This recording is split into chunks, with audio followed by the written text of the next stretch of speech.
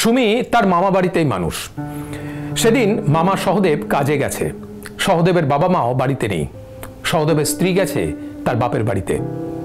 সন্ধ্যা হয়ে গেছে, সুমি তার নিজের ঘরে টুকটাক কাজকর্মে ব্যস্ত। এমন সময় নিঃশব্দে দুটো পা এসে দাঁড়ায় সুমির পেছনে, অতর্কিতে আক্রমণ করে সুমিকে। ধর্ষিতা হয় সুমি। কিন্তু কে করলো এই কুকর্ম? কাল লোভ লালসার বলি হতে হলো নাবালিকা সুমিকে। আজ আপনাদেরকে শোনাবো নিমতা থানা এলাকার একটা ঘটনা, এমন এক নির্মমতার আর বিশ্বাসভঙ্গের কাহিনী যা শুনলে চমকে উঠতে হয়, ভাবতেও অবাক লাগে এরাও মানুষ। সুমির যখন 3 বছর বয়স, তখন সুমির বাবা মা মারা যায়। 3 কুলে কেউ ছিল না সুমির। দূরসম্পর্কের এক মামা সহদেব এসে তখন সুমিকে নিজের কাছে নিয়ে যায়। সহদেব তার বাবা মার সঙ্গে নিমতাতেই থাকতো।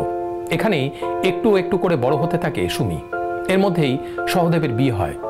সহদেব রাজমিস্ত্রির কাজ করত, তার বাবা দিনমজুরের কাজ করত, আর মা পরিচারিকার।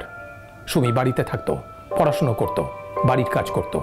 কিন্তু একটা সময়ের পর সুমির স্কুল ছুট হয়ে যায়। এরপর থেকে বাড়ির সমস্ত কাজ একাই করত সুমি। রান্না বান্না করা, কাপড় কাচা, বাসন মাজা, ঘর পোছা সব সে নিজের হাতেই করত। এইভাবেই চলছিল। একদিন সহদেবের বাবা মা কাজে গেছে, সহদেবের স্ত্রী গেছে তার বাপের বাড়িতে। এমন সময় সহদেব কাজ থেকে বাড়িতে ফিরে ভাগ্নির উপর ঝাঁপিয়ে পড়ে, জোর করে ধর্ষণ করে তাকে। এই প্রথমবার। এরপর থেকে বহুবার একা বাড়িতে নাবালিকা সুমিকে ধর্ষণ করেছে তার মামা সহদেব। তার মামা তাকে বলতো যে সে তাকে ছোটবেলায় তার বাড়িতে নিয়ে এসেছে, তাকে মানুষ করেছে, তাই তার উপর সমস্ত অধিকার রয়েছে তার মামার। সুমি যেন এই কথাটা কাউকে না বলে, কেউ বিশ্বাস করবে না। তবুও সে বলেছিল। তার উপর অত্যাচার হওয়ার কথা সে সহদেবের বাবা মাকে বলেছিল, কিন্তু তারা বিশ্বাস করেনি। উল্টে সহদেব এটা জানার পর মারধর করে সুমিকে। তারপর একদিন সুমি বাধ্য হয়ে সহদেবের স্ত্রীকে সমস্ত ঘটনা জানায়। সুমি ভেবেছিল তার কথা তো কেউ শুনে না, মামিও হয়তো শুনবে না।